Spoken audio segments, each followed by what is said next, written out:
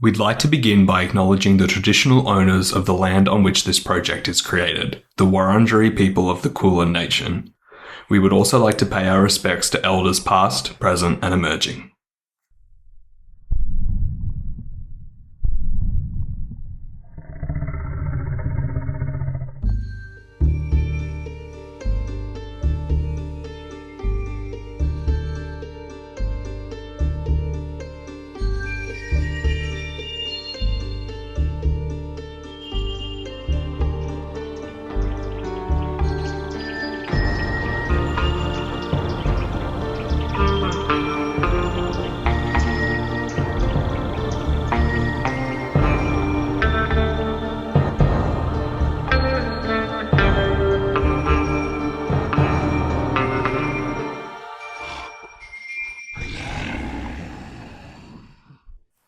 Sapiens. It's a game about intrigue, chaos, violence, survival, stomping around like a dinosaur, except in podcast form, in which case we're just going to pretend we're stomping around. You, the viewer, I guess not the viewer, the players around the table, you, the viewer yourself, are a Tyrannosaurus Rex. You're in this cartoonish Paleolithic world, similar to, think the Flintstones mixed with Primal by Genndy Tartakovsky, and our main characters today are Tyrannosaurus Rexes, but they've been bitten by a rabid human, so they supernaturally transform once per month into a human under the light of the full moon. They are, of course, the Rex Sapiens. What we'll do is we'll introduce ourselves and the Tyrannosaurus Rexes we're playing, and then we're going to sort of come into the premise of this, which is that we're still Tyrannosaurus Rexes, even if we're wearing the skins of humans or whatever, and our goal together today is going to be to infiltrate a human society called the Colony, and learn their secrets so you can come back later and eat all of them. Every single last one. Man, woman, child, you're gonna shove them down your gullet. Yummy. Num num num num num. Num num num. So good. Welcome to the Down Under Dungeon podcast. My name is Will, and our first player today is... Hi, my name is Eden. I am a Melbourne local, more or less. I am a social worker. I love hanging out with folks. It's sort of why I'm here today, hanging out with these lovely people around me. And I play Tex, the Texan T-Rex. He sort of has a bit of a southern accent that we might try to put on a little bit later. I apologise in advance for what it does to your ears. Yeah, but that's me. Going on to my left. Hi, my name's Kira Lee. I am also a Melbourne local, and today I'll be playing Lily, the simple-minded T-Rex. It's chomping at most things from unique creatures to shiny objects. Named after the berry flower she consistently chomped on as a Rexling. I like the word Rexling. We're going to keep using that. Rexling, I like it. Hello, everybody. My name is Andres. To continue the chain, I am also a Melbourne local, although I was not born here. On the other side of the sea, come from South America, and I've been here for a while now. I work in transport, really, so it's not as exciting as many other jobs that some people around the table might have. But right now I'm here to play Presto. Bit of a redhead, if you can call it that way. He likes to be fast, he likes to act fast, he likes to think fast, sometimes not think. He just goes and does, and he doesn't have patience, and he is completely focused on the goal, whatever it is, and he just wants to be there now, yesterday. Excellent. And of course, if you want to find me on the internet, look up Drive-Thru RPG or DM's Guild, and just my name, William Rotor. That's Rotor, T for Tango. Let's begin. We start our scene with a human. You, Tex, have a glorious mustache. Well. This is just the most glorious mustache that has ever existed, oh boy. But what are these? And I guess Tex is aware that he has some arms that are a bit longer than he's used to. Also a clarification, all that is your internal monologue, because you guys have never learned how to speak English. If you want to communicate, you're going to have to, I suppose, roar at people convincingly. Well, my internal monologue sure sounds sexy. Sure does. You will, of course, be able to talk to one another when you meet the other Sapiens, Rex Sapiens, that is.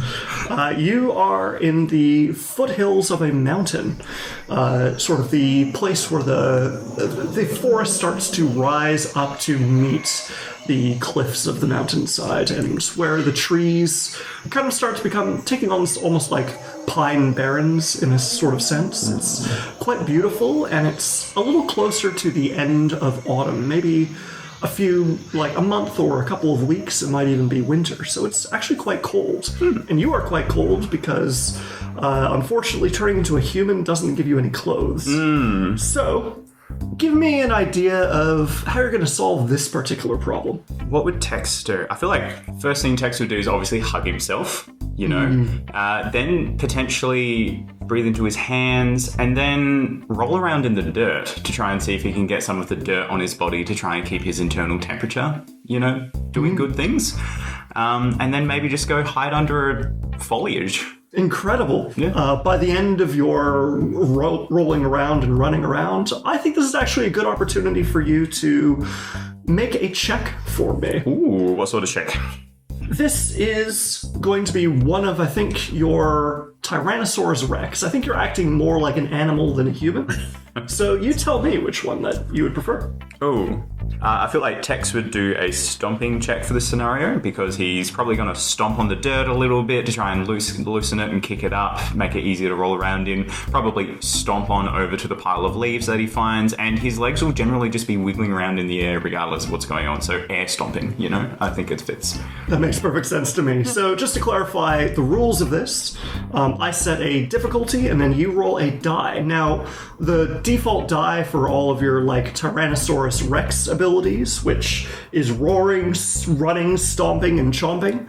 You roll a d8 for all of those, but you've got one specialty, which is chomping, right? Yep, for Tex it is chomping. Excellent. So you'll just roll a d8 for this check. Okay, rolling. 8. An 8. Not only does that make you succeed by, getting the maximum possible you could on the die, you actually roll the die again. That's right. Whoa, nearly. The stomping is mighty fine, and he got a 3 on top of that 8. Amazing, for a total of 11. And when you sort of explode that die, which is a term that people use in other systems, for this one we're going to call it a stomp. So I'd like you to vocalize the a massive success that you have. Vocalize? Podcast. Okay, well, as in vocalize the stomping, or just how Tex feels, I guess? Interpret that however you will. Stomp, stomp, stomp, stomp, stomp. Yes, stomping. Fine stomping taking place here today. Stomp, stomp, stomp, stomp, stomp. Perfect. And by the end of that, somehow you've constructed yourself like a perfect leaf skirt and what seems to be a vest made out of forest litter and tree bark.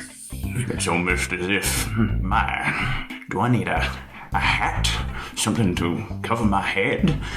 Give me a roll. I think this one is something that's definitely more human than dinosaur. So what I'd like you to do is give me a check. I'm taking a look at a list of really specific attributes and skills that humans might have in this world. So I think hunting animals with specialized tools might be a really good one for that. See if we can find an animal that might get you a hat that you can use. 2. A 2 is a failure. However, we are still in the middle of the game. So first things, 2 things happen. On a failure or a success with any human skill, you upgrade the die. Ooh. So now that's, instead of a d4 that you've rolled, it's now a d6. So just mark that on your sheet, and every time you use that particular skill from now on, you roll a d6. Awesome. Now, on a failure, you're still going to succeed, but there's going to be a consequence. So, you find a cowboy hat. And tell me exactly why this cowboy hat might actually be more of a detriment than a bonus to you. Ooh, okay. So he finds a dead pterodactyl that has been dead for quite some time. One of its wings has collapsed on a rock, and it's around the rock sort of shaped like a hat, sort of like... Like a mold. Yeah, a mold for an actual hat. Mold. Except it stinks. Because that pterodactyl's been rotting for like 2 weeks now. Incredible. I'm marking that down. You stink. Oh my, this is a fine aroma I have stumbled upon. You come across, as you're affixing this to your head, you hear two kind of rustlings in the bushes. Rustlings that your Tyrannosaurus Rex mind recognizes to be human.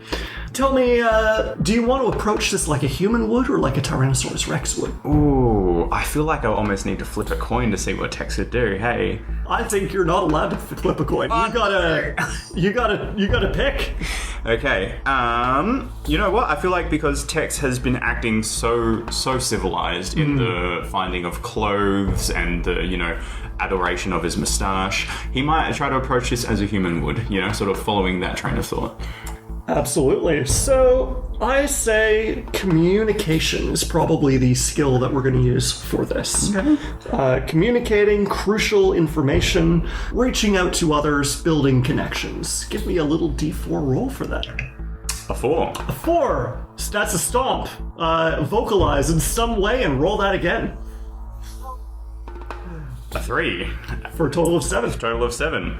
Look, to vocalize Tex's success in this situation, he's just going to wiggle his moustache. Mm-hmm. I don't know how I would vocalize that necessarily, but that's what he... Yeah, maybe like a shuffling, like a as his moustache hairs bristle up against each other. Incredible. You made the correct choice to not immediately jump to trying to bite whoever was jumping out at you, because of course you immediately recognize them as your two fellow Rex Sapiens. Last month, the three of you transformed together, and because you're all T-Rexes, you can communicate. So you agreed to meet up here under the light of the full moon. It is now, the sun has fully set, it's nighttime, and the two of you, tell me what you were discussing amidst each other about what your next plan is as you're coming to the meeting place you arranged. I guess Lily is probably just a bit disappointed that she's now transformed into a human once again. Why is this happening again and again? What does Lily look like, and what's she wearing? What did she find? So Lily's got long violet hair, but it's very tangled. It's very much like there's some twigs mixed in there, some leaves. Like she doesn't know how to really keep it quite well. And I guess she just went, you know what? I'll just find the biggest leaf that I can just wrap around herself and go, yeah, I think this will do. Excellent. It is, of course, prehistoric times. The leaves real big. Perfect. Presto is amused in a way. I mean, the transformations are not something that he likes, but he's curious about the extra grip with the extra toes and the longer arms, because he can grab onto things and propel himself faster. So he's like intrigued, but at the same time he's annoyed because his little scrawny legs don't allow him the strength that he needs to go faster. And Lily is all frustrated, and Presto just want to go. I just want to go. Give me a running check to represent that frustration. So for you, this is a T-Rex attribute. For everyone it is, of course. And that is the one that I chose. So you roll a D12 for that. That's correct. And that is a 9. Yeah, that is a 9. 9 is absolutely a success, which in this case, I'll interpret as you deliberately slowing yourself down because you know it's important to Lily to not just dash out in front of her. And yeah. You guys agreed to meet at a certain spot. You're trying to mimic humans, be as close as possible. Presto slows down, but like when he needs to slow down, he's still like his legs just still running in place, because like, come on, Lily, come on, Lily, come on, Lily, come on, Lily, come on, Lily, but come on. What do you look like and what are you dressed as? Presto in his human form, he's like lanky, he's like a wiry male, he is like an athlete that decided to go on keto. So, he seems like he's ripped, but you have to get really close to him to know that he's not sickly, because he's like really lanky, and he's a bit hunched because obviously he's used to that T-Rex sort of like shape and form, but like every now and then he remembers like, oh, I can move that, but But no, I want to go fast. Fast. Yeah. Incredible, well done. So, you all come together into this clearing right at the foothills of this mountain. Your job at the moment, you've agreed, you've discussed, you've planned to infiltrate the human society known as the colony. They've been a thorn in your side for a while. Lily, you've watched them drooling for literal years. You've tasted human flesh once, the most delicious thing you've ever had in your entire life, and you desire more. As for you, and you being, of course, Presto, you know that this is a challenge. 100%. Challenge. Go fast. Exactly. You've never been fast enough. What tends to happen is you see the humans, and they're having a campfire, or there's like a little party of them going by, or there's a group of them that are gathering berries, and you rush them as fast as you can every single time. By the time you actually get to where they are, they're gone. They've disappeared.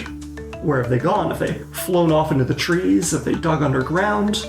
You're not really sure. Maybe they got magical powers and they can cloak themselves or camouflage themselves. You just don't know where they go. And as for you, Tex, you just love their fashion. Oh boy, do I. This little vest, it's just the start. You're gonna have yourself a full outfit by the time you're done. Tex is happy. It's such a simple Rex. Yeah. Sodomia. So, here are the things that you do know about the human society.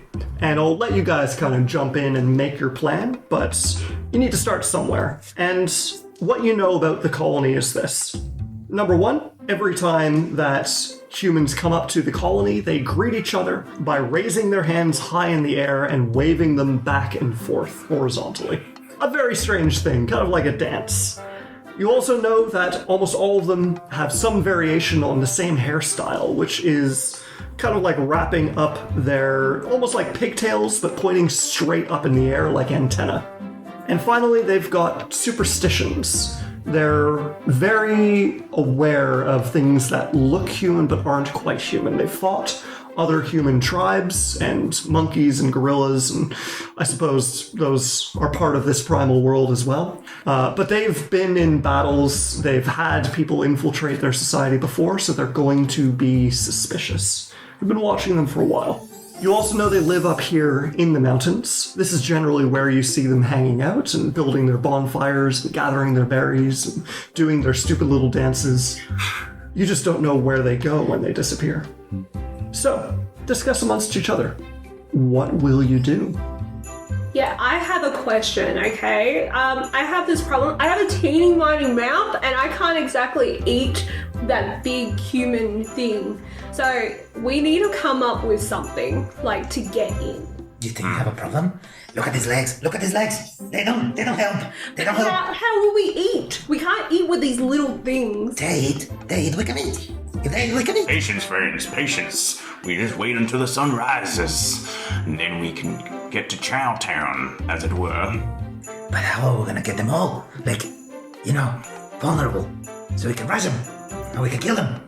Well, perhaps we can raise our arms in the air like they do and make them follow us out into the forest with our arms raised up like a silly little dance. And then, when the sun rises, we get to town. So we have to look stupid like them? Well, I mean, and Tex sort of does a little like flourish on his toes. Look at Tex. I'm not sure if it's stupid, but yeah, we'd have to look like them, I guess. I don't know about that. Like, I've seen their fashion taste, and I think the leaves just are much better. Okay, well, it's a good thing that we're friends, isn't it? Presto only has something covering his bits. I don't know why you guys are arguing so much. You just need this. That's it. You see them. That's all they need. This is faster. You can move faster. And you think my fashion sense is bad? I don't know. You guys look slow. I don't know. So what are we gonna do? Presto, you're once again too fast for me. You're jumping to the next thing. I love the way your crazy little mind works. Well, I have no idea. I was sort of hoping one of you would have thought of something. Well, if you think our clothes are not suitable, should we go look for clothes or like find something? Well, yes, that's quite a good idea. I can't believe I'm coming up with the plans and you guys aren't. Come on, let's just go. I thought we agreed that you were the brains of this operation. Oh, no. Who's the brains of this operation? It was Bill, wasn't it? Wait, where's Bill? Oh no. Bill. You know, maybe he was eaten. God damn it. He was too slow. Where are we going? Let's go. Yeah, I agree with Presto. Let's begin first with a check to see if we can find more human clothes, because you guys look goddamn crazy. You guys are psychopaths. Oh, and before I forget, that whole conversation, of course, was relayed to us in English as sort of an approximation of how you guys are communicating with each other. And I'd like us all together to mimic as close as possible what that conversation would actually sound like.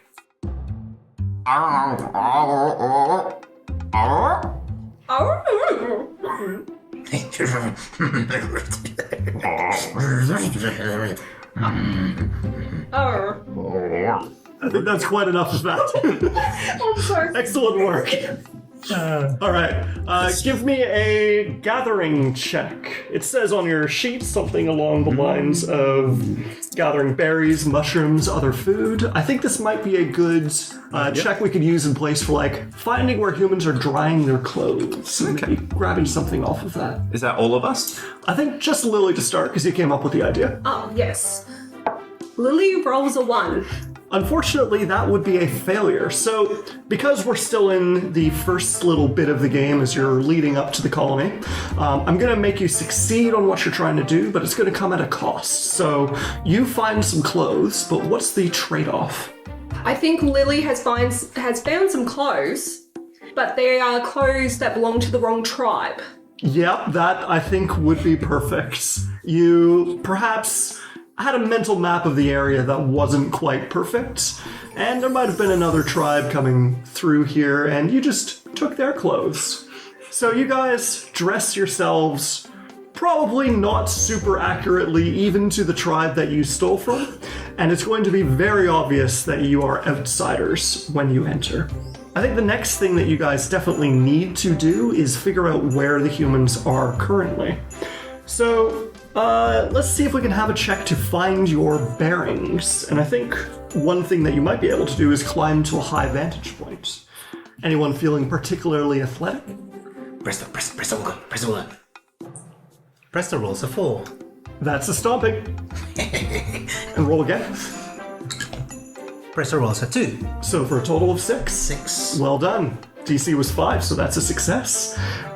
You managed to see where the humans are. And also, Kirli, don't forget that you upgrade yours as well. On a success or a failure, it goes up by 1. We're changing the rules to speed things up a little bit for a podcast, so you're constantly upgrading your stuff as we go along. Perfect. So, Presto, tell me what you see from the top of this pine tree. Presto knows there is a mission, but he gets distracted very easily. So he's like, where are the humans? Humans. Oh yeah, I see them. What's that? That's fast. Yeah, we can chase them. Like, no, humans. You see evidence of smoke. Ooh. Trailing upwards in lazy little circles. And it's not just one smoke, but kind of like a group of maybe a half dozen of them or so. Presto gets a bit anxious because Presto has a bit of a fascination with fire, but he also fears it because it's fire, but fire moves fast and Presto loves fast things. So he has a huge grin as he comes down comes down from the tree to relay this information to the rest of the group. Additionally, those smoke trails are coming from further up in the mountain. Oh. So it's going to be a bit of a hike. I think the last thing you guys can do is, you do know that in human culture it is customary to provide an offering of some sort. So I'd like you to think about how your character might interpret that. Is there an offering you want to give to the humans? Now, I've been thinking about the fact that we need to give our dinner an offering to make it into the tribe, and I've only just met it, and so I'm sad to part with it so quickly, but perhaps, and Tex is going to take the hat off of his head, we could give them this fine, odorous hat. But I don't think they'd be interested in a hat. Hey? It smells. Yes, it smells like parfum. Parfum. Parfum. I don't think, I don't know, I've only seen the humans a little bit, but I don't think they like smelly stuff. Yeah, look, that's been messing with my head, that smell. I just haven't said anything. I haven't been able to smell the ground. It's driving me crazy. Presto, not you too. I'm sorry. I just didn't want to say anything because, it takes too much time. Et tu, Brute? We'll find. Maybe we can get some meat, like something we could hunt for. I don't Excellent. Give me a hunting check. Hunting animals. Yeah, so that'll be a hunting animals check. Lily rolls a 4. Incredible. So that is a stomp. You explode that die. Oh, let's go then. Lily rolls a 3. For a total of 7. Yes. Incredible work. Absolutely. All right. So that is a success. So tell me what you grab for the humans. What kind of meat? Lily goes tracking and she finds herself finding these massive paw prints on the ground and going, ooh, that sounds interesting. And she finds a giant wombat.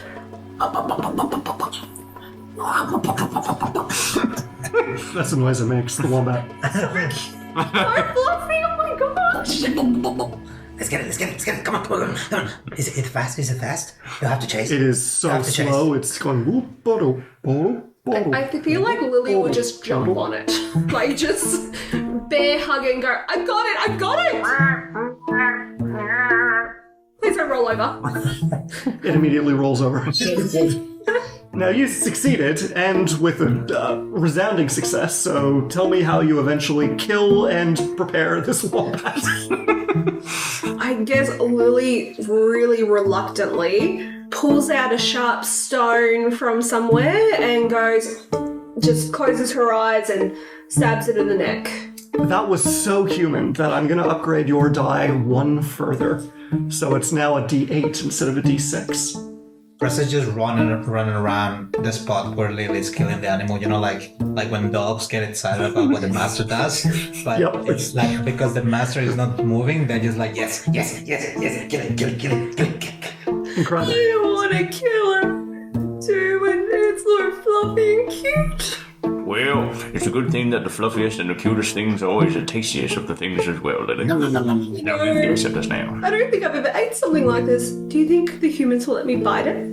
I don't see why not. I mean, it was a giant wombat. I'm sure they won't notice a little piece of it missing. Okay, Lily feels a little better. Give me a chomping check. To just bite through I suppose, just the fur and the skin of this thing with your bare teeth. Lily rolls a 9. That is a success. You take a big ol', very obvious human chunk out of this thing. Oh my god. Oh, so good. You are covered in blood. Oh, and look, face paint. Lily, I knew you would be the mastermind behind this operation. You just had to believe in yourself. You're right. She's clever. Can I have a little bit? Oh, yeah. Give me a chomping check. I believe that is one of your Rex attributes. That'll be a D8. That's correct. Presto rolls a 5. A 5 is a success. You take a chunk out of this thing. There's not going to be much left of this wombat by the time you're done with it. It's a human mouth, so surely it's a small, Yeah. it's a small bite. It's like the size of a car, Yeah. It's not the size of a car. Great. Lily can dream. Is the meat tough? Yes, it's very gamey. It's a wild animal. Yeah. Are we going? Let's go. Oh, you need face paint too, though. Oh, yes. Yeah, Lily just grabs her hand and she, all the blood that was remaining on there, she just smears on Tex there. How do I look? So beautiful. Well, thank you. And Tex is gonna he's gonna grab the ends of his little vest and he's gonna tug on it a little bit and just sink into his hat as he feels all pretty and beautiful. Incredible. So, you guys, with I assume you all have to carry that wombat together. I assume we would have to, yes. Sort of like 3 guys with a canoe. Oh, we got our heads in the canoe. Yeah, exactly. I dipped the head. Yes. Where is Presto in that? You decide where Preston is in the canoe. I think Presto's just got to be at the front. Yeah. Yeah, right underneath the neck. Yeah. The neck. And like every group of people that have ever carried a canoe for the very first time, he's the one breaking the rhythm and Do you want me to take the ass? Yes, please. Incredible. We got wombat head, wombat torso, wombat ass in that order. So you guys eventually make it to where, Presto, you indicated that the smoke signals were coming from. And we'll transition to the next stage of our game, which is titled The Most Dangerous Game. Nestled within these mountains, in the dead of night, lit only by the full bright moon, is a colony of humans, called, as far as you guys know, the Colony. Perhaps they have a different name for themselves, but you don't speak their language, of course. You come through a clearing, absolutely filthy, with stolen clothes, covered in blood, and carrying the carcass of an enormous wombat. And you see a little bonfire and a group of probably 10 to 12 human beings dressed in actually very nice leather clothing and rags like that. Sort of Paleolithic, if you imagine. Very classic caveman. They've got the leopard prints and everything. I don't know if there's leopards here, doesn't seem like the right place, but perhaps they've been trading with other human societies nearby, who knows? But that's the aesthetic we're going for with them. They've got their crazy hairstyles that are done up in 2 spikes like antennae, and one of them gets up. You haven't been humans for very long, but you definitely recognize that he's cautious, wary, suspicious. And he raises one arm and then the other, high above his head, making himself look very big, and then just leans to one side and then the next, his arms waving lazily in the air. What do you do? Tex is just going to, step out from the wombat canoe situation. Yeah. and just go straight to... Yeah, he's going to mimic the arm swings like a tree. Amazing. Give me a communication check. I imagine the wombat's also moving this way. The head is moving faster than the ass. 4. Well, is that a D4? Yep, D4. Then you absolutely stomp 3. for a total of 7. I'm going to say for now, that is a success with a DC of 5. So don't forget to upgrade your dice every time you roll them, success or failure. The human is still suspicious of you, but you're at least reacting in the way that he expects you to react, which is a good first step. And he goes up to you, and he's got this look in his eye. You can see that he's probably a young man, maybe 25 or 30. He's quite well built. He seems like he's quite tall, and the others seem to look up to him as well. You can see a couple of the children, maybe one of his, are kind of peering around the skirts of someone who might be his wife. And he goes up to you, and he puts one hand on your shoulder, and he says,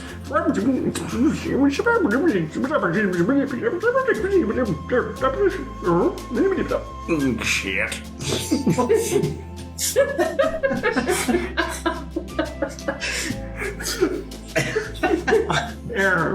Shit. Tex, just smile and nod. Tex smiles and nods. You two, Lily and Presto, give me a communication check. Sorry, have we put the... No, you haven't. No, we haven't. So if you want to raise it up and move your arms, you're going to have to coordinate together. So Would you like to go first or do it at the same time? Please. same time. Lily rolled a 3. Presto, That is a failure. Presto rolls a 4. You stomp and you roll again. He rolls another 4. You stomp again! Give me some loud T-Rex noises.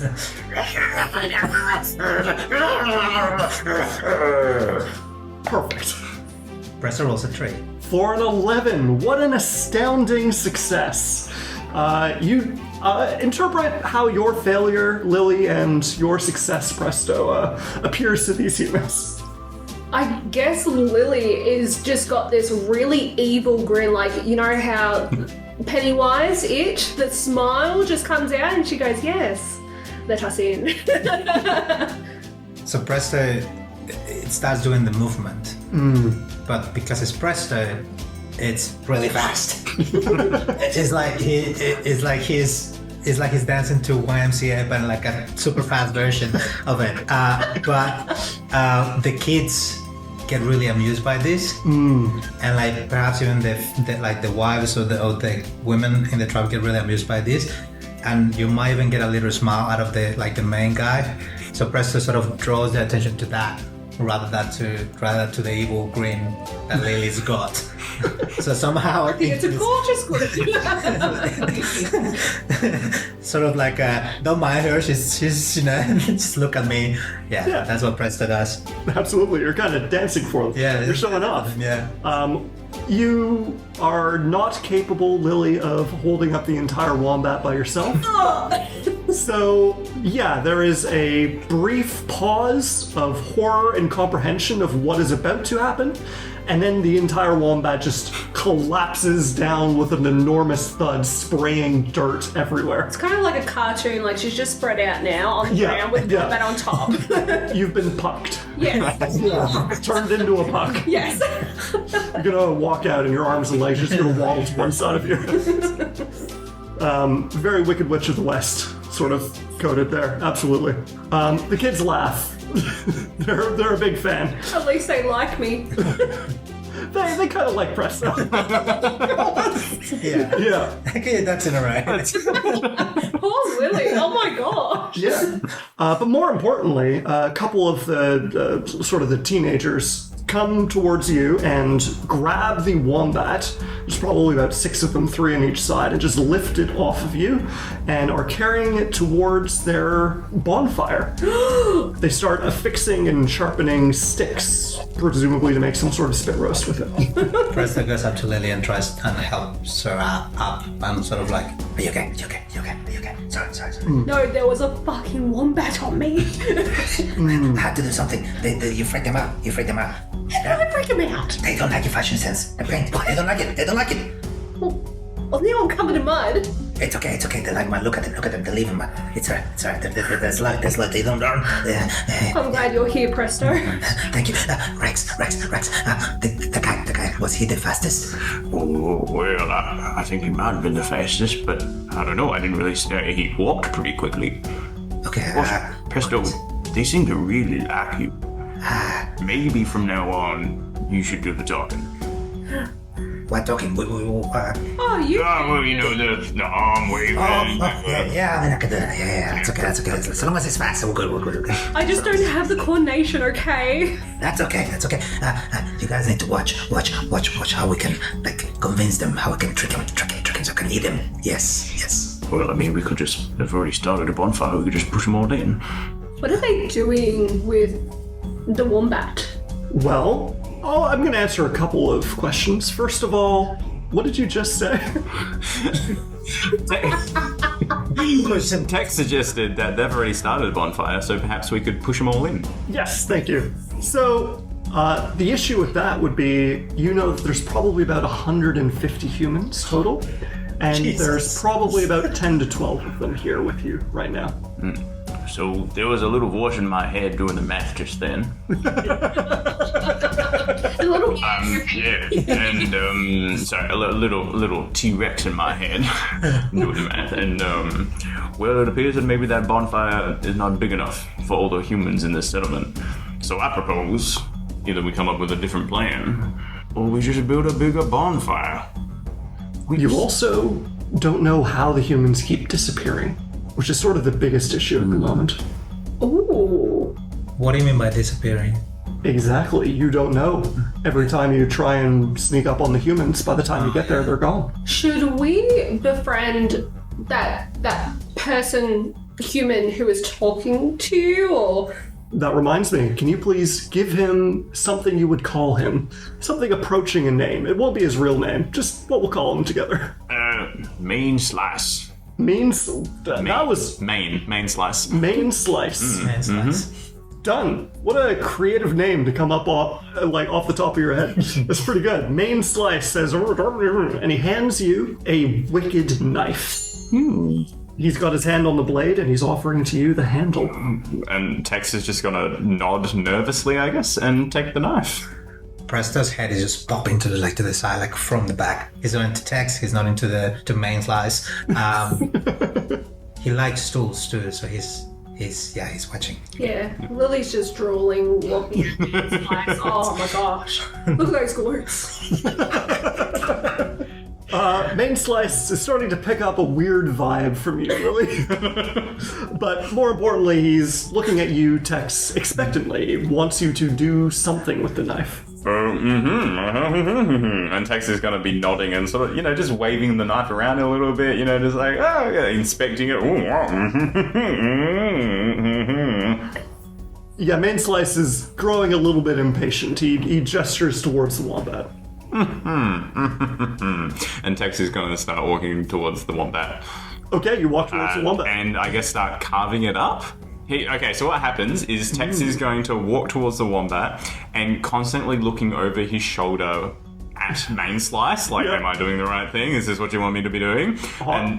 Cold, hotter, colder. It's very confusing for Tex. And then he's gonna, get the knife and he's gonna look expectantly at Main Slice and he's gonna hold it towards the wombat. Thumbs up. Okay. You don't know what a thumbs up means. No, I don't. It's positive. But does his face look okay? Yeah. Also, he doesn't look mad. And he's just going to start, he's going to take a slice of the wombat. All right, so I would like you to make me probably a hunting check. Ooh. I think that one makes the most sense. Awesome. That's up to a d6 for me. That's a 5. A 5 is a failure. Oh, no. Yeah, this was actually a more difficult check.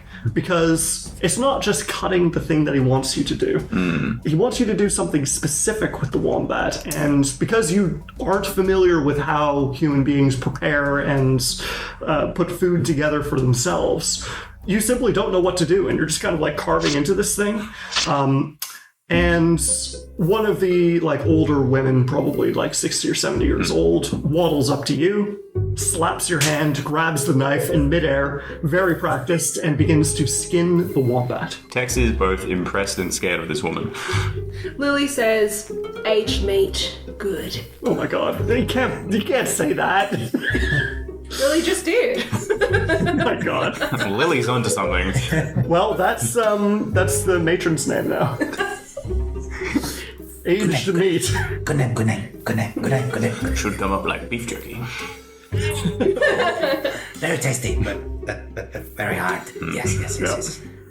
For the next half hour or so, and you guys are well aware, of course, of the time that's going past because you've only gone until the sun rises. For the next half hour or so, aged meat and a couple of the other younger women and older women prepare, stab, and put this enormous pig-like thing on a roast above the bonfire. And they're preparing some food for everyone. So, at the moment, your main goal is to figure out where the humans disappear when there's some sort of sign of danger. And right now, they seem pretty happy. That looks so interesting, what they're doing to the wombat. What are they, I don't get it. What's the word? Is it cooking? I think it could be. What does cooked meat taste like? Can Lily try some of the meat? I'm going to get you to give me a cooking and tending to a bonfire check. Lily rolled a 3. It is not ready yet, and you burn your hands. Ah! In fact, I'm going to introduce a new mechanic as we go through. So first of all, that upgrades, because you're learning, you're getting better at stuff. But I'm going to mark off a tracker for the amount of time that has passed. And I'm also going to mark off one for your cover being blown, because that was a weird thing to reach into a fire and try to eat something that isn't ready yet and isn't being served to you. You've made a social faux pas. When dawn breaks, that tracker hits 10, the night is over. So, at the moment, it's about 20% through the night. Cover blown is again 10 tracks, and that can happen at any time if you guys, fuck up hard enough. So I guess we'll find out. Lily starts to walk back to her friends while just, putting her fingers in her mouth, trying to get the pain away, but also going, "It's yummy." Presto is looking around. You want to investigate? Yes. Absolutely. So give me, I would say, probably a running check. You want to get through as fast as possible, see everything there is to see, put your head into every little corner and duck around and talk to everyone. Yes, Presto's gonna take advantage of the fact that the majority of the humans here are distracted with the cooking. Presto rolls a 1. Ooh, so there's a lot of information that I could give you. On a 1, I'm going to only give you a little bit, which is that some of the humans here are very badly sunburned. Like, most of them are, they've got various skin tones and such, but some of them are beet red and all over, even in places you wouldn't expect the sun to reach. It might not even be a sunburn, it might be some sort of disease or something, but 1 or 2 of them are hideously and painfully burned all over their body. There is a lot more information that you could have gotten, but at a 1, that's the only thing I'm giving you. Might even be misleading. The curses of a nat 1. Tex is going to approach the two of you, so Lily and Presto. Now, from Presto's reports from when he's been chasing them around the countryside, whenever they're in danger, they appear to disappear.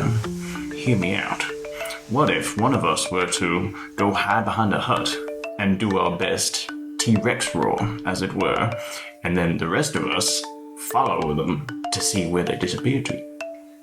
Tex, I think you're the right man to do it. No.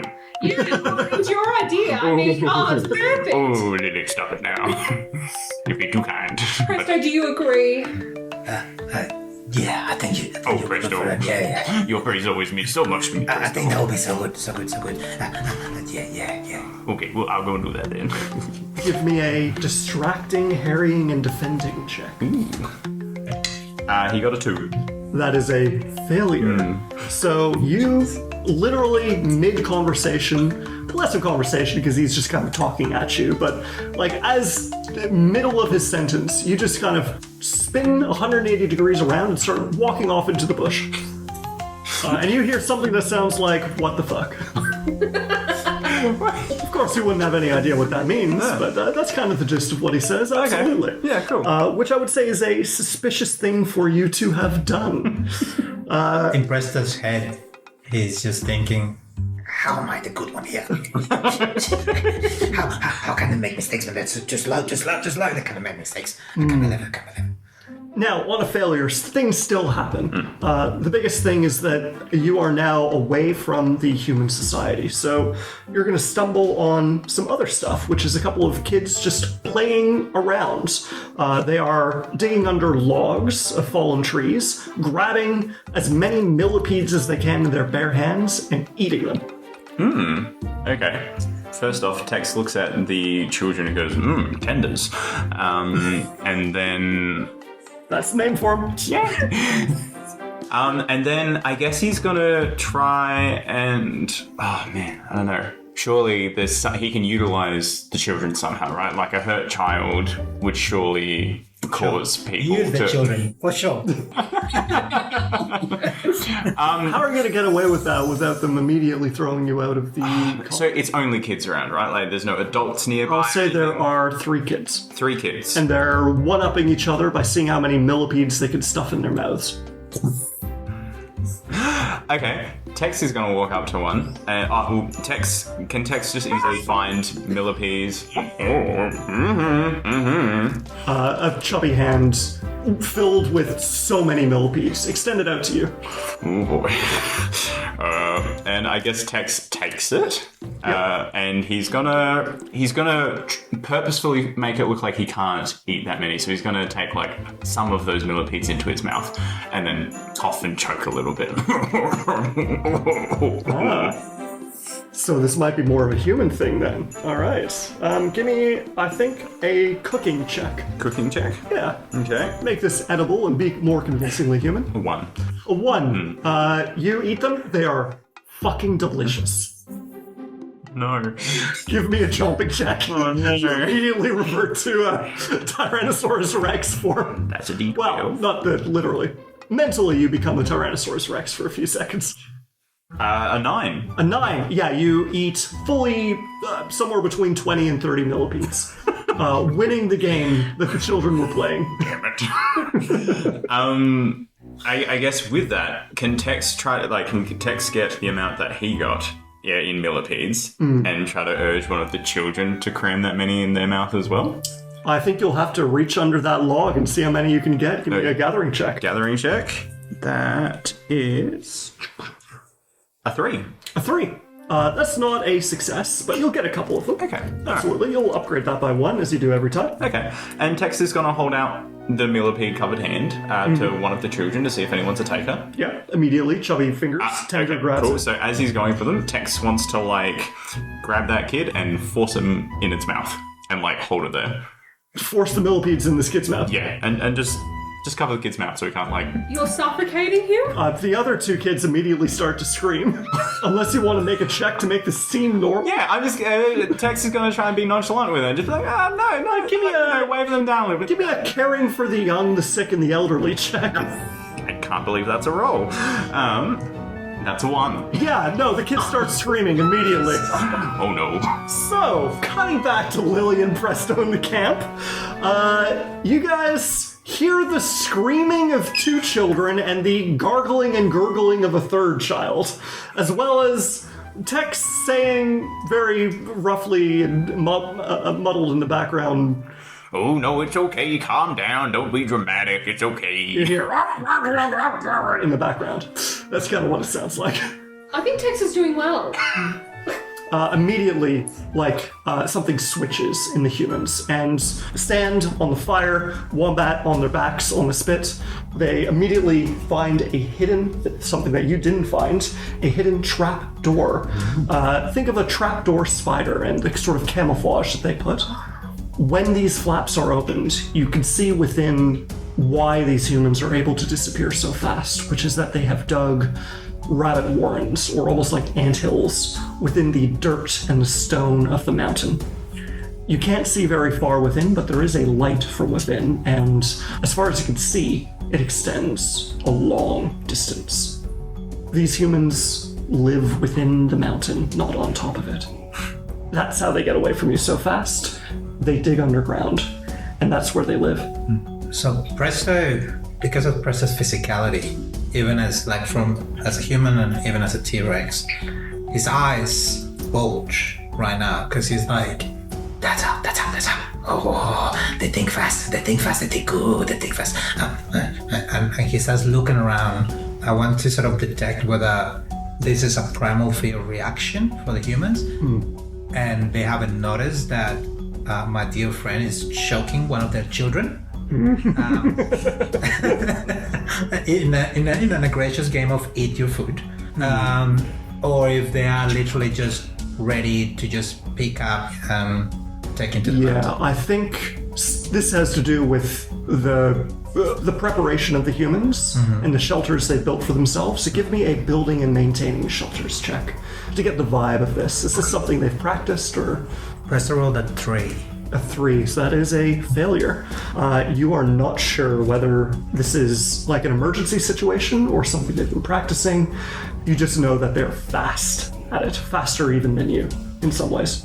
Presto is fascinated by how fast they're moving, and instead of thinking about the mission, he actually starts helping them. Okay. So he starts helping them yes, let's go. Like the prodigal child helping the family at the family Christmas kind of thing. Absolutely. Give me another building and maintaining shelters check. This, of course, will be with a D6 because it upgrades every time. You're absolutely correct. Is that a 1? Yes. Sir. That's a 1. It's a 1. You are so unhelpful that you actually delay them long enough for Tex to potentially be able to return back. So Tex, you, of course, now have 3 children who are throwing rocks at you. How are you going to get yourself out of this situation? Are there any adults nearby? Like, actually nearby us? I need an adult. They're all within earshot. Within earshot. Within okay, earshot, but yeah. any approaching? I think Main Slice will absolutely come out, and he will have a weapon, but you don't know that yet. Okay. You can sort of sense that someone's going to come and get these kids, yeah. Yeah, okay, cool. Cool. I will not start chomping. I guess Tex is going to put, which should be too hard actually because he's currently having rocks thrown at him.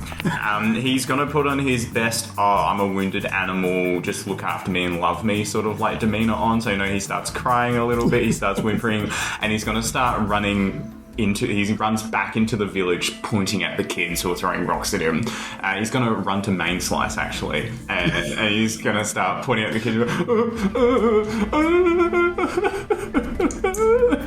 So you're going to try and be so pathetic that they forgive you for force-feeding a kid bugs. Well, I'm just going to try and make it look like those kids are assholes. Well, I mean, you did try and force-feed them bugs. All right. Potato. It's just a game. It's just a game. I think a caring for the young, the sick, and the elderly. Yeah, okay. Well, dealing with humans and trying to make yourself look a little pathetic. Maybe want to appear kind of sick and pathetic and elderly. awesome. Tex is getting slightly better at this. He rolls a 2. A 2. Yeah. Yeah, I would say Terribly. the kids immediately are throwing rocks at you, and you are hurt. And they're kind of explaining as they're throwing rocks at you what happened and why you were being a dumbass. Just puppy dog eyes at Main Slice and shaking his head. Yeah, Main Slice is not convinced. I think Lily might come and try and help you by... Lily just comes up to you, slaps you over the head, grabs you by the ear, and starts dragging you away. Now, I will remind you, if you really need to succeed on checks, which I think now it would be the time to start succeeding, reverting back to your T-Rex attributes, roaring, running, stomping, chomping, a much higher chance of success. Gotcha. So, what do you want to do specifically? I guess Lily will want to do stomping because she's very, very angry. I think that makes sense. You stomp up to him, grab him by the scruff of the neck, roll me a check. Let's do it. Lily rolled a 4. A 4. Ooh, that is so close to success. I would like to give it to you, but with a trade-off. So, what are you sacrificing to make sure that Tex is not going to get run out of the colony this early on? Does it have to be her making a sacrifice? Sure doesn't. Could it be that Lily, I don't know, I feel like the clothing and fashion is really important to Tex. Yeah. Could you, could you take his hat and tear it in half or something? That's what I was thinking exactly, going, I might just have to take away this hat. This is your punishment for, forcing those poor children, those poor tenders to eat those bugs. Damn. Not well seasoned now. I think that's a worthy sacrifice, that beautiful pterodactyl hat. Can't believe it, it's gone. The last thing you guys might need to do is make sure that the humans still believe there's a threat. So, how are you going to accomplish that? Obviously, the threat isn't you, Tex, because you're making yourself look very pathetic. I'm just so pathetic. Yeah. I mean, Presto is being like a 4-year-old trying to help his dad, but not really helping, correct? How much attention is he getting from this? Or is he just getting shoved to the side, kind of like the importance is his survival, so everybody's sort of ignoring him? Which one do you want? Do you want lots of people shoving you aside, or do you want to fall into a low profile? I think what Presto will start thinking when he sees the commotion happening, and obviously the horrible thing, because he knows that Tex loves that hat. He knows what's happening because he thinks fast.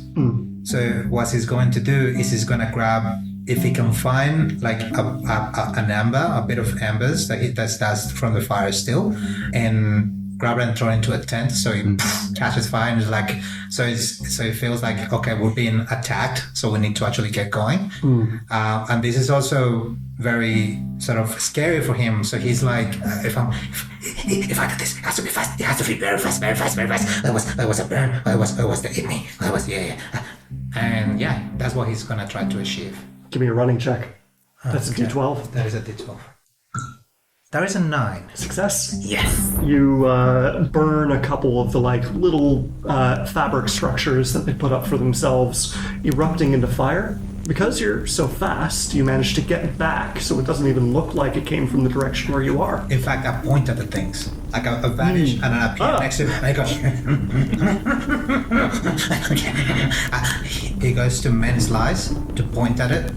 So he sort of like, obviously Tex identified him as the leader. So he goes to him and then points and says like, look, with like, gestures. The fire burns bright in the night, almost outshining the moon, and the humans immediately duck into their little trapdoor spider traps, and they take you with them. They repeat themselves over and over, a word which you don't quite understand, but through context, perhaps you might understand it as an enemy, a hostile tribe, something like that. And you duck into the tunnels of the colony, which, of course, is really good. In fact, I'm going to give you 3 marks on the Weaken Humans track. So I'm also keeping track of you guys figuring out how to infiltrate these humans and get them out so that when you turn back into T-Rexes, you can kill them. And so far, you're at 4 out of 10 for that, because discovering how they disappear and getting into their colony is a really big step. Tex, that was a good idea. Good plan. Look pathetic. That gives me space. I think fast. I move fast. Well done. Thank you, Presto. Really, I think all the hard work was you, my man. I think you saved us momentously just then. I'm still here, by the way. Lily, you saved me. You didn't save the plant, but I am grateful all the same. I wish you didn't have to destroy my goddamn hat, but that is okay. Guys, look, if we want to discuss, we can do it later. You can get, you can make later. Oh, no. Just thank God we got rid of that hat. Oh my God, it just stunk. It was the best defining feature of mine, and I will never find another. Oh, great dinosaur in the sky, please send to me another dead pterodactyl someday. So, the colony. You can see that there are quite a few other humans within this colony, and you notice that the tunnels are just high enough that most humans are able to raise their hands. You actually notice that, weirdly enough, is exactly the height and shape of the tunnels for someone to just sweep their hands vertically above their head to form the walls of the tunnel. Perhaps if you wanted to do that. So that's roughly, like think of the Vitruvian Man, that's kind of the dimensions of the tunnel. This, of course, explains the shibboleth that humans use to identify one another, which is hands raised high in the air, sweeping side to side. Additionally, you can only see in these very, very dark tunnels hidden from the moon by the light of glowing blue bioluminescent silkworms. They line the sides and the ceilings of many of the tunnels, and as you are taken deeper within this network, you come into sort of larger cavern areas within these caves under the mountain, where massive stalactites cling tightly to the ceiling, and the bugs just kind of make their little home. Can Presto grab a couple and taste them? I think that would be a hunting animals check, absolutely. Or perhaps a gathering, you choose. I'll say gathering. Absolutely. Presto rolled a 3. That is a failure for that. So mark the upgrade for that. Mm-hmm. You reach and aged meat slaps your hand away. Presto raises his hands like, sorry. I didn't know. She says something to you in the human speech that you don't understand, which fully lasts like a minute and a half of her just Presto is losing his mind. It's taking too long. So Presto is just like nodding. Like you cannot see it in the light because there's dim light, but he's rolling his eyes. Absolutely. Lily kind of goes up to aged meat and Presto and starts like pointing to things and trying to indicate like what is that to aged meat to help guide. Go Presto! Give me a communicating check. We're actually dealing with the elderly check. Yes. Oh no. Lily rolled a 2. I'll still let you take that on. I think the sacrifice there is that you then get wrapped up into Aged Meat's annoying scolding. Presto You just runs and then just go, makes up is like, I'm sorry. She, you know what?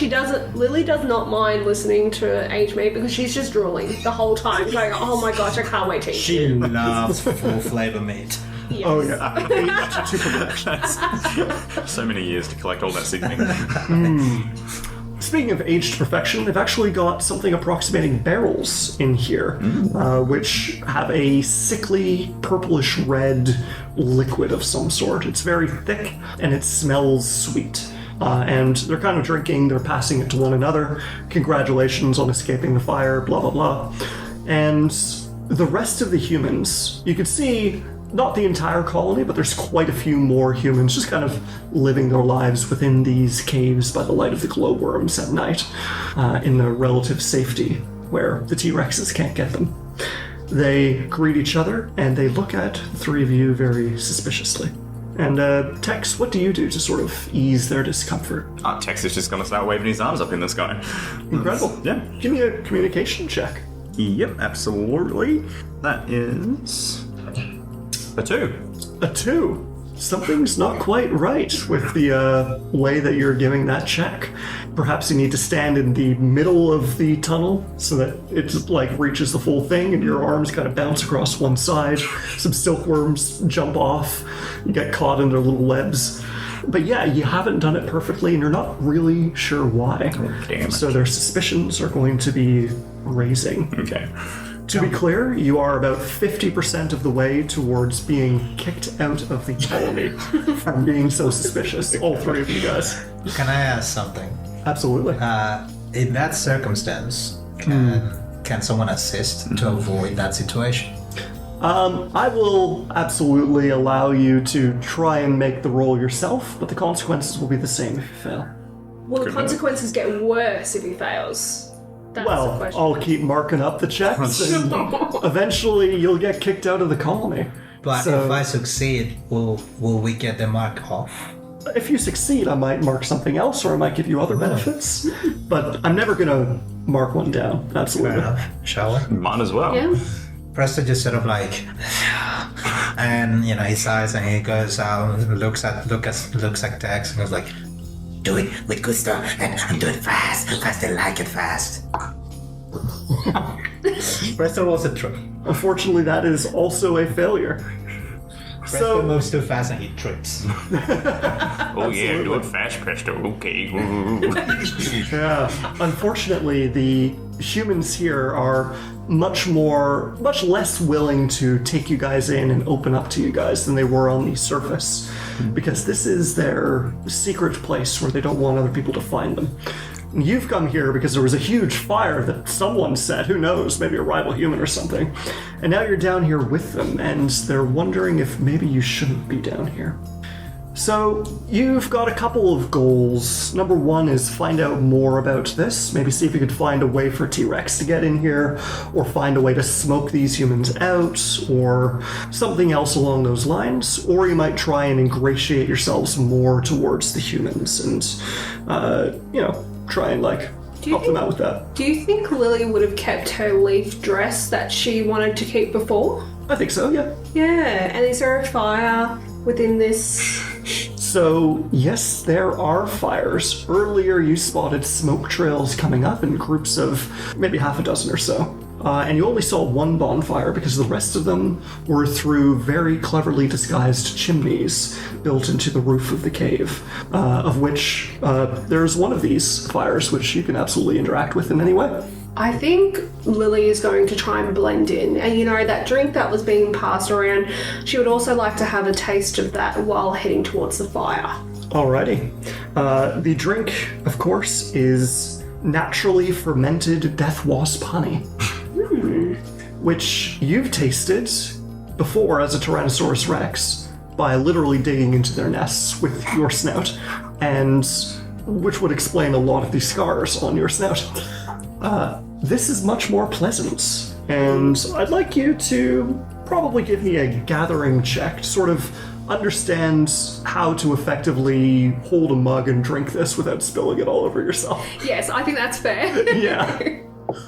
Lily rolls a 1. You spill it all over yourself, and now you are covered in naturally fermented death wasp honey.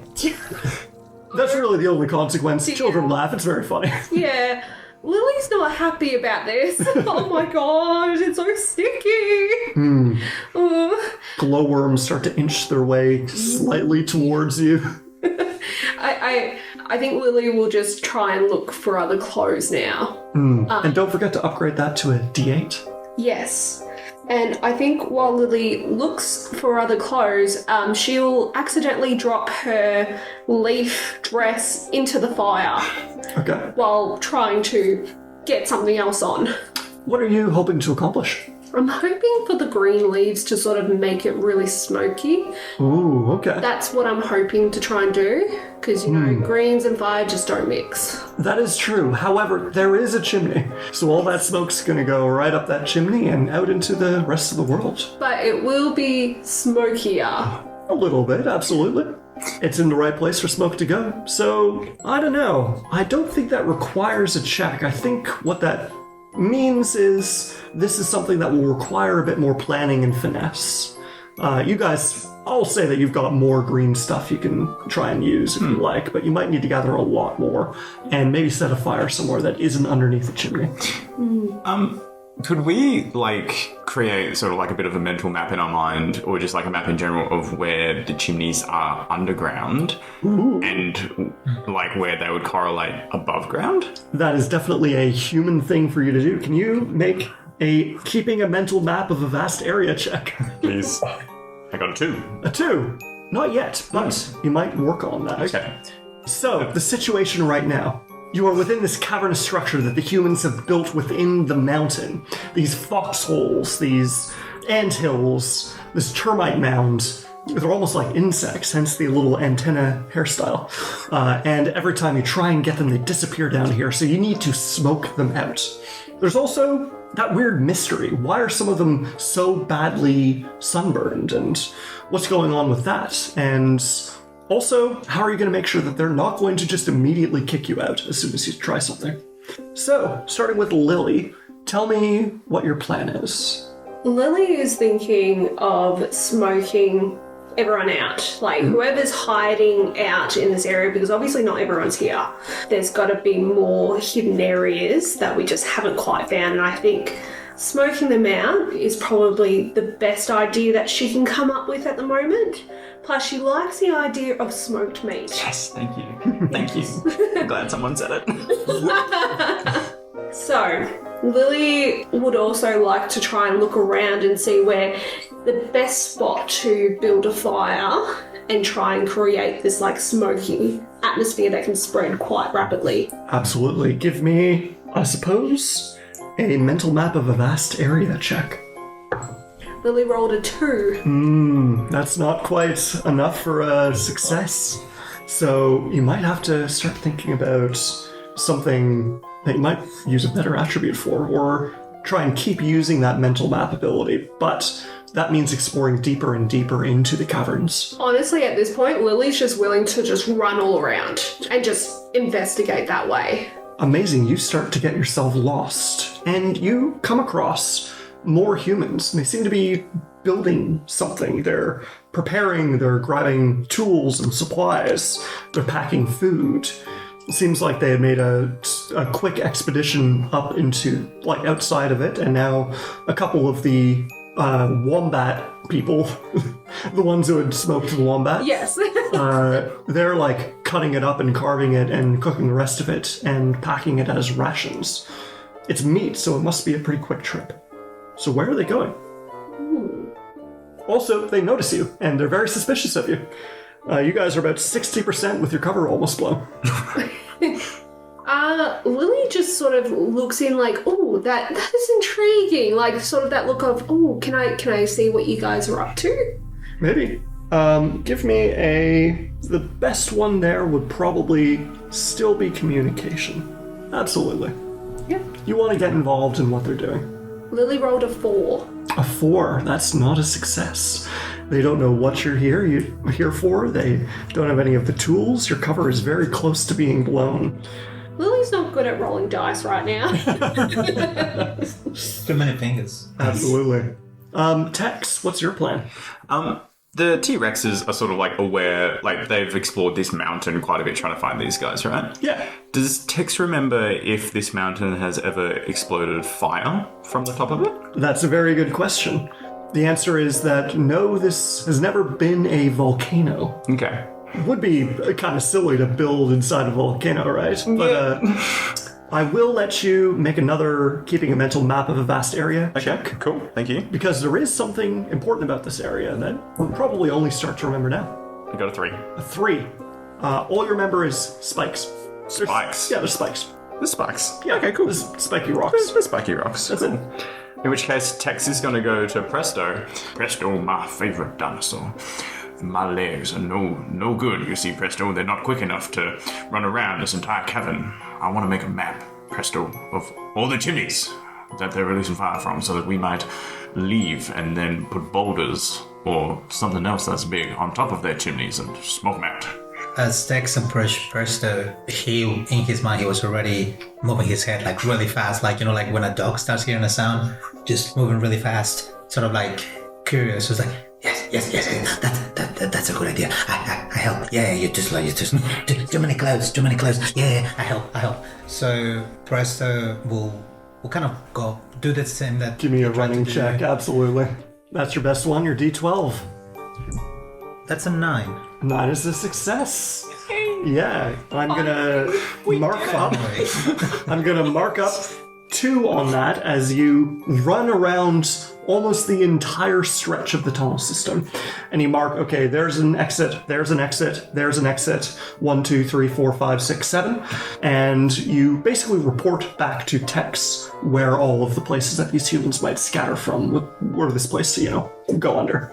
In my trip, Yep. do I see like guards, or are these exits like, can someone as fast as me, for example, block these exits somehow? Blocking the exit is a really good plan. So there's not like guards in the sense that there is a job of guard in this colony, but there are generally people that hang out near the exits while they're doing other stuff, like making clothes and fabrics and boiling water for the people to drink. So yeah, absolutely, there's quote guards, but they're not like people with spears and shields. They're just ordinary people.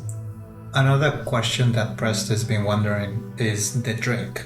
I'm trying to figure out whether this is flammable. So have I seen? Give me a gathering check. That is a 4. You explode, or rather, you stop. Don't explode yet. That is a 1, but So for a total of 5. yeah. The naturally fermented death wasp honey is extremely flammable. Presto taps all his fingers, Mr. Burns style, and gets weirded by the fact that it's 5 of them and that he can actually touch them because normally he can't. So he's like, because your arms are too short. he's thinking, yes, this is great. Oh, this is great. And he's looking at his hands as he taps them. A kid comes up, one of the tenders comes up to you with a little glass of mulberry wine. And if you could understand the kid, it would be like, here, sir, do you want some mummy juice or something like that? But instead you hear... Presto accepts the mulberry wine. He's like, Excellent. Presto rolls a 6. That's a stomp. Roll it again. Keep going. Presto rolls a 2. That's an 8. That's a success. I guess Presto, after watching Lily fail miserably and thinking, No. Lily will want me to do good. he opens his mouth as it's a very weird and odd way of drinking. So he opens his mouth really wide, like when people do it with a glass of with a flute of champagne. But he does it with this and just pops it in his mouth and just drinks it. But because he's used as a T-Rex to just swallow things just down the gullet, he just wants it like a shot. Incredible. Yeah. It is so sweet. And it makes you a little bit drunk. Okay. Yeah, so Okay. How the drunk rules are going to be is I'm going to roll a d4, and on evens, it'll increase your result by that amount, and on odds, it'll decrease it by that amount. Okay. So Goodness. we'll just remember that. Yeah, we'll just make a little note that you are fully drunk. Thank God Lily, spilled. Yeah, you don't want to succeed every check. Sometimes it's better if you don't. I feel robbed somehow. Question, does it make me slow? Oh, well, it will make It does not make you any slower. Okay. It's a disinhibitor. You're even faster. Jesus. Yeah. Oh, Jesus. You've got a secondary goal, which is get another cowboy hat. How are you going to do that? Ooh. Is anyone in here, I guess everyone in here really loves the ant hair. Yeah. Would they really be wearing hats at all? Some of them have headgear, absolutely. Okay, cool. In fact, they need to make it really tall to fit the antenna hair. Really wide as well, like a cowboy hat. I mean, some of them have hats with brims on them. Maybe you could get one custom made. Okay, cool. Tex is going to... Shopping episode. We need to take a break from destroying these humans to exploit For fashion. For fashion. Tex is going to approach one of these tall hat, wide-brimmed gentlemen, or women, and sort of just, raise his eyebrows inquisitively and point to the hat on their head and be like, and sort of shrug, where did you get that hat from? Give me an exaggerating, exciting story check. 3. 3. You know what? I think this is an easy one, so I'm going to give it to you. Thank you. Absolutely. He indicates to you in some way that, maybe you want one of these hats. I do. Amazing. You say, I do? What do you name this textile guy? I name him after myself. Tex. Tex. Not Rex. There we go. The other Tex gathers you and starts to mend a little cowboy hat for you. And as he does so, you notice that they've got some cats with them. Some cats. Yeah, some cats. Tex is gonna salivate a little bit because cats are easy nibbles as a T-Rex, right? You see one now and then, and you're just like, woohoo. They climb up trees, so Exactly. you don't even have to bend down. No, exactly. Yeah. So I guess he gets really excited for his stomach upon seeing a cat. Now, two things. First of all, cat's really useful for dealing with vermin and stuff like that, and one of them's got a mouse in its jaws, and the other one is blue. Blue. Yeah. Oh. It's fully glowing blue. Glowing blue. It's glowing blue. Okay. Giving off a bioluminescent glow. Cool. Yeah, Love like it a for that silkworm. cat. Okay, cool. Sort of like the worms that are around the cavern. Absolutely, yeah. Okay, cool. Tex is forming an idea. I guess.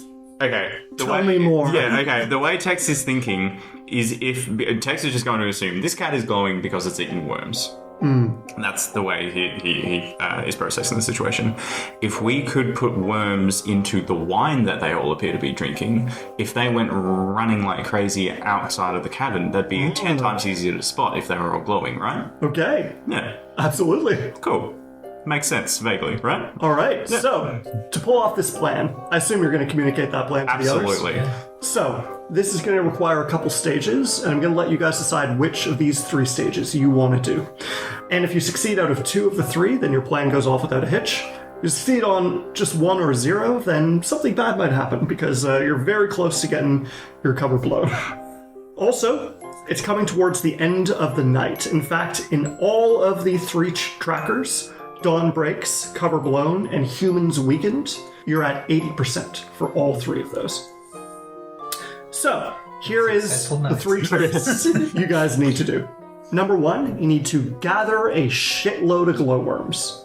Number 2, you gotta dunk those glowworms inside of the naturally fermented death wasp honey barrels. And then number 3, you need to smoke the fuck out of this place by setting it all on fire after they've drunk it. So, of the 3 of you guys, nominate yourself for one of these 3 tasks. Who has the best gathering? I've got a D8 for gathering. Cool. Sorry, Lily's got a D8 for gathering. Yep. Excellent. All right, you're grabbing those glowworms. Cool. Who's putting them in the wine? Can I make an argument that this has to be done fast? Absolutely, you can. You can just use your running. So, yeah. And definitely, I haven't been keeping track of how many times you've used your T-Rex attributes instead of a human attribute, so don't worry about that. But running, absolutely, yes. Presto, you're in charge of that. Getting all of the things in there as fast as possible without being seen. Which leaves you, Tex, Yep. to do the final task, which is to set this goddamn place on fire. Okay, and I feel like you could almost argue that setting something on fire for the sake of catching something is a hunting, right? I would agree. Yeah, Okay, absolutely. cool. Sweet. We're going to roll with hunting for that. Hell yeah. All right, so, Lily, start us off. Oh, poor Lily. She's gonna do what she can, grab as many of those bugs as she possibly could. Do you want to drink some wine first and maybe get a bonus for being drunk? Lily has seen how Presto's acting and she's probably there. All right. So she's gonna go, you know what, I'll just try and do this soberly. Okay. Lily rolled a 5. Success. Sorry, mini celebration. Well done. Second stage. So to be clear, Presto is now rolling a running check to grab all of the silkworms from Lily and as stealthily and as quickly as possible dump them in all of the weird little barrels of naturally fermented death blossom honey.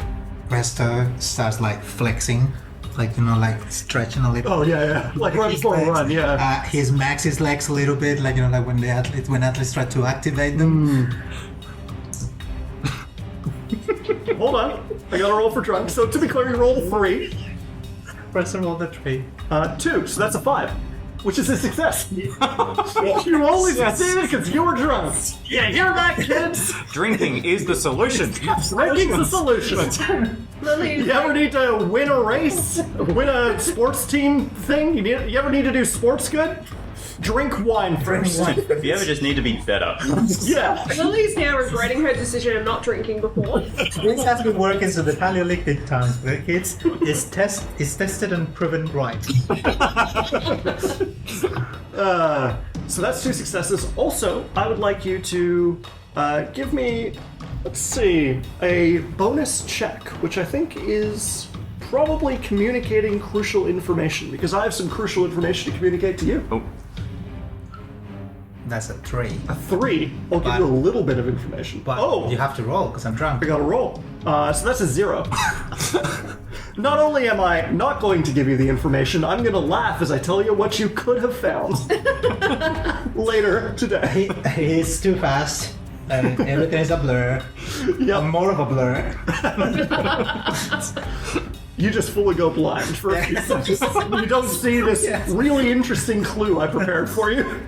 Absolutely. We've got the final roll, which is, to be clear, Tex, you are rolling what to do what? Tex is rolling hunting animals with specialized tools so that he can successfully set a fire that is big enough to...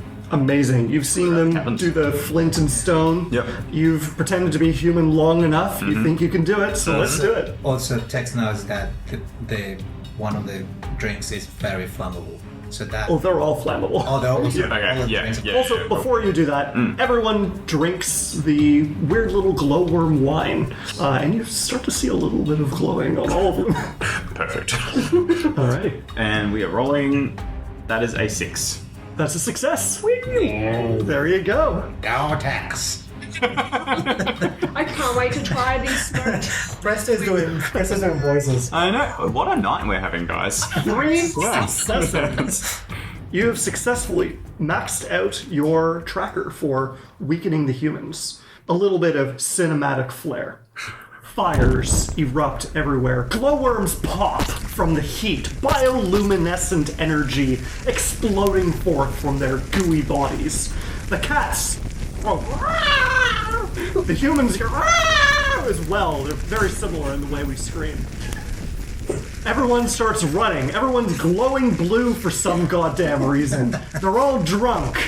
Except for the kids, who are glowing blue for different reasons, mostly because of the bioluminescence. They're running. Mostly, they're just booking it for the exits, which you guys forgot to block.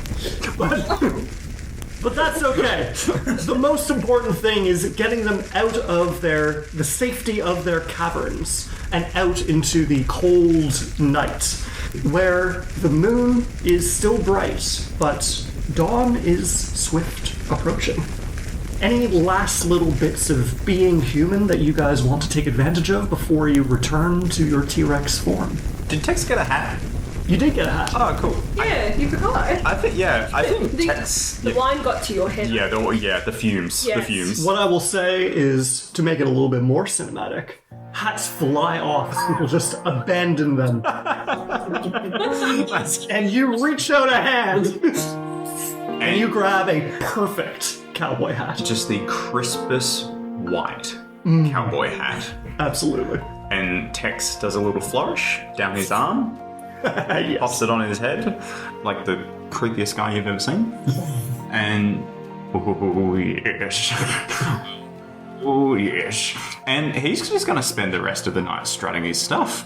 As while the cave is burning, everyone's running out en masse. He's just gonna be strutting out of that cave, just keeps like tipping his little cowboy hat at people as they're running past, like, yeah, how do you do? How do you do? Good evening. You guys ever been to a fire drill at a school? That's kind of the same energy of what's going on with these humans. Yes. They're lining up, main slice is like calling out roll call as the kids are hiding behind one another, and he's like, stay the same place. What are you two doing, Presto and Lily? I was hoping that Presto will get a chance to outrun the big dog, to outrun Main Slice. So I think Presto will sort of wait, because given that Main Slice is Main Slice is sort of like looking after the whole coven of humans. And he lives last, but that means that the place is on fire. Yeah, he's Presto the last one out. So Presto has waited until the last minute. The two of you lock eyes, Yes. and he seems to know innately. Yes, and we're both kind of drunk too. So this is Presto at 3 in the morning set of lights. This is happening. Yeah. You also get the sense, because you guys are at 90% for your cover blown, that he maybe suspects that something's not quite right with you. So you're going to race to get out of this faster than him. He is a strong young man and an athlete, and because he's a human, he's been upgrading his dice all the way up to a D20. So you're going to have to roll higher on a D12 than he rolls on a D20. And I'm going to roll for your drunkenness as well. Is he drunk too? He's not drunk. No, he's gotta lead people out. He doesn't drink. He's a leader. I didn't know. He has troubles? Hell no. This guy's serious. He's got troubles. Okay. He's got a wife and kids. He's gotta stay sober. Here we go. Presto, I believe in you. All right. Presto And you add 2 to that roll. Presto rolled a 9, so that's an 11. An 11 is exactly what you need to beat a 10. Well done. All right. Satisfaction. Everyone give me a T-Rex roar of victory and success.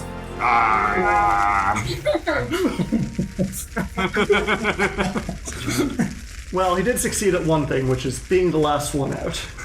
Actually, while you got him and he's in there and you're out, do you want to, secretly kill this guy? Do you want to just, go for the neck? Do it, Presto. Do it, Presto. Yeah.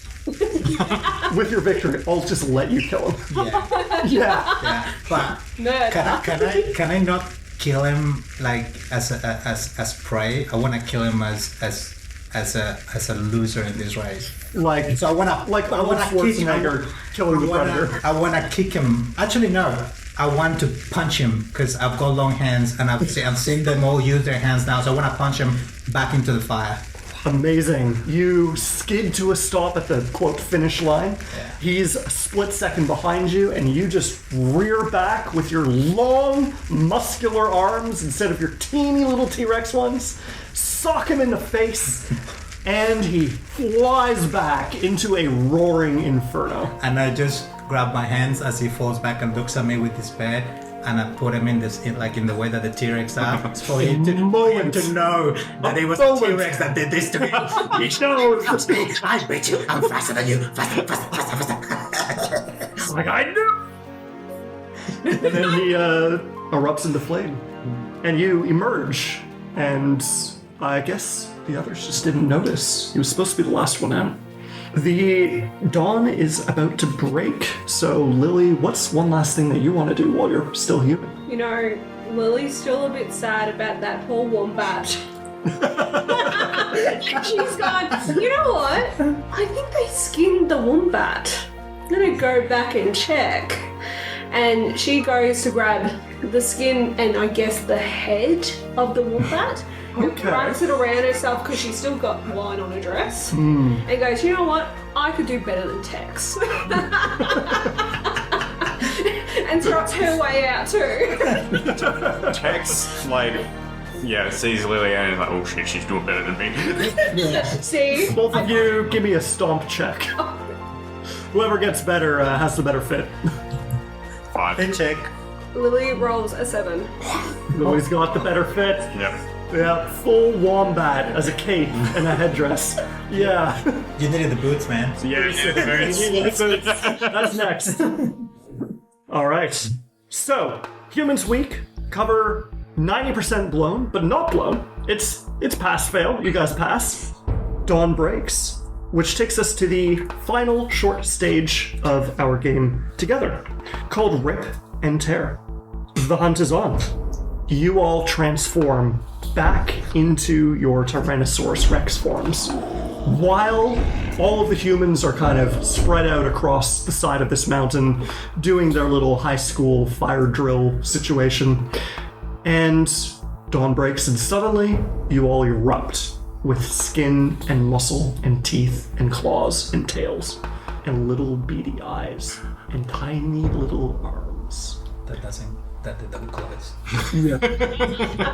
So, starting with Tex, describe what the Tyrannosaurus Rex version of your character looks like. the Tyrannosaurus Rex version of Tex is sort of like a bright off yellow with a little bit of just, dirty colouring here and there.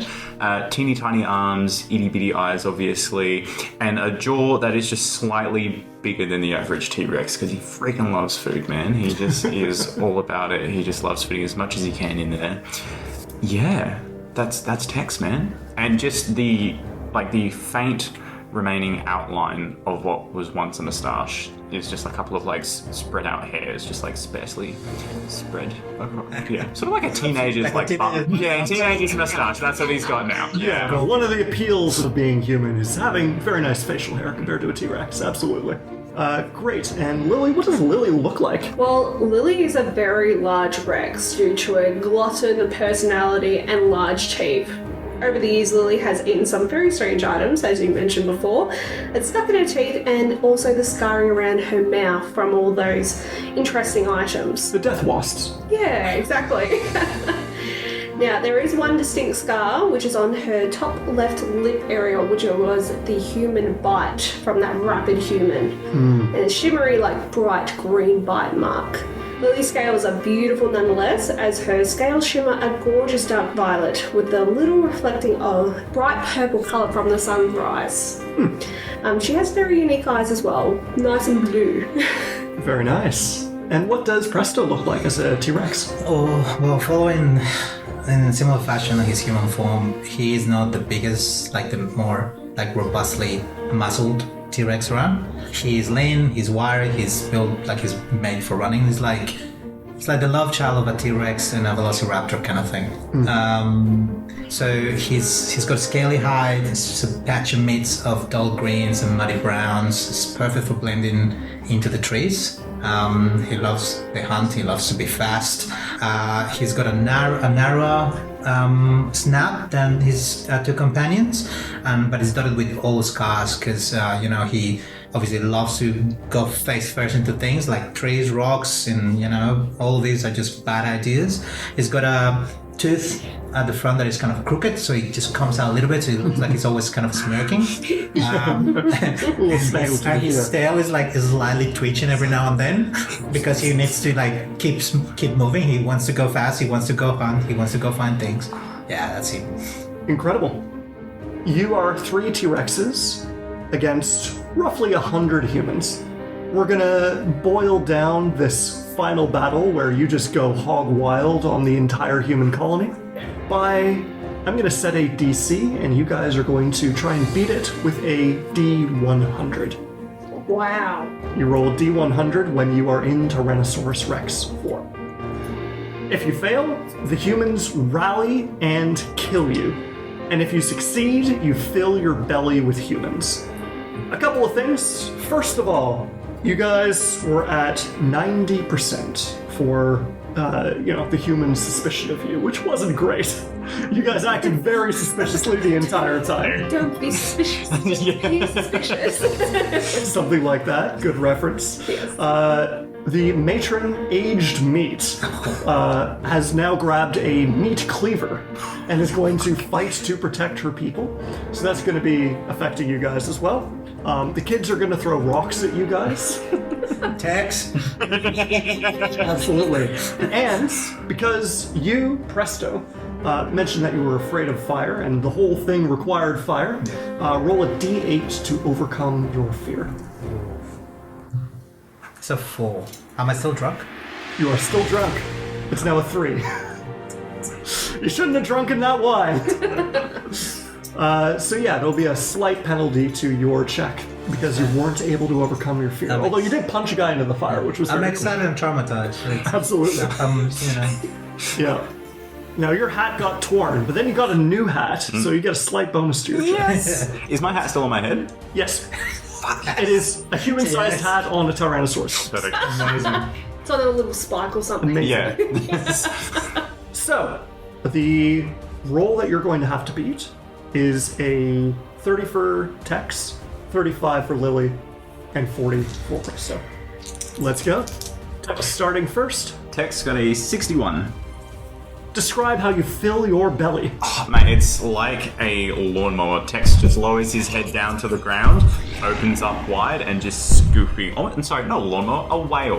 It's like a whale and then A lawnmower whale. yeah, lawnmower whale. Yeah, and he's just scooping them all up as he's just running across the lawn, the ground. Yeah, side of the mountain. Yeah, side of the mountain. Yeah, Perfect. You've never been happier. never. You escape with your life. Perfect. Lily, roll me a 35 or higher.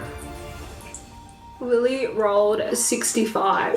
65 is a success. Describe how you fill your belly. You know, Lily just loves to have a great bowl of spaghetti and just start slurping up the humans one by one. Oh, and aged meat's just looking so good right now. Oh, and she just picks her up and goes, delicious. Incredible. Well done. And we've got our final roll, which is Presto. You need to beat a 40. 62 for Presto. That is a success. Yes. Well done, everyone. Describe how you fill your belly, Presto. Oh, Presto just came out of the tunnel and he's like, he's like in the little stone and he's feeling himself being powerful again. He's got longer claws. So the moment he starts seeing the humans and he starts seeing what his friends Lily and Tex are doing, how they're gulping them, he goes, well, If they're gonna gulp, I'm gonna pick them because I'm faster. so he starts running, and whatever is left from the groups that Lily and Tex gulp, he's just gonna pick them like ninjas, like a ninja. Just pick them up. They disappear, and they don't see anything. They don't see anything. He just eats them like in one go. Chomps them. It's like that scene from X-Men where the guys, there's like a flash, yes, and then him and someone else go, and then from a different angle. Yeah, Nightcrawler is just like, yeah. That's what he's doing, and it's bloody. Like all you see is just like splashes. Redness. Dexter will be really happy here. It's just splashes blood everywhere. It's love and life. Absolutely. And that concludes our game with 3 full-bellied, happy, alive Tyrannosaurus Rexes and a completely destroyed human colony. Well done, everyone. I don't know how we end these things, but a round of applause. Yeah! Fantastic. Wait, I've got the best way to end it. Everyone give me your loudest, most obnoxious T-Rex roar. 3, 2, 1. This was an episode of the Down Under Dungeon podcast where we played Rex Sapiens. And hopefully by the time that this podcast comes out, you can download Rex Sapiens as a system for free to play it with your friends on Drive-Thru RPG. Just search for my name, William Rotor, R-O-T-O-R, T for Tango, or Rex Sapiens, and you'll probably find it. Thank you so much for tuning into this special episode today, and don't forget to follow everyone on our socials at Down Under Dungeon Pod or from our link tree. Don't forget to join our Discord for even more discussion and conversation, and make sure to tag us in any of your fan art as well. I really, really want to see your kid fridge drawing fan art of these T-Rexes. I think that's so important. In fact, that's my challenge to you as a viewer, to draw the worst, most childlike T-Rex of one of these 3 characters you can. You can always reach us at downunderdungeonpod@gmail.com, and as always, if you're feeling generous, please give us a 5-star rating on both Apple Podcasts and Spotify. It goes such a long way towards making this podcast feel seen and reaching a wider audience. Thank you. Goodbye. Everyone say goodbye. Goodbye. Goodbye.